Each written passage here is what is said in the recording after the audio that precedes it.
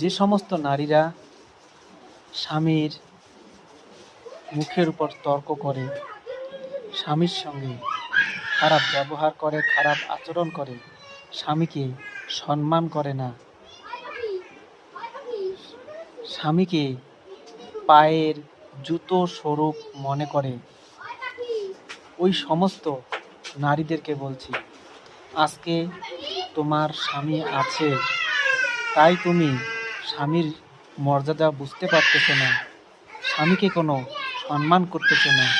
কিন্তু যেদিন তোমার এই স্বামী নামক লোকটি তোমার পাশে থাকবে না, সেদিন বুঝতে পারবে যে স্বামীর মূল্য, স্বামী না থাকার বেদনা। কথায় আছে না, যার নাই সেই বোঝে, আর যার আছে সে পেয়েও অবহেলা করে। বুঝতে পারলেন?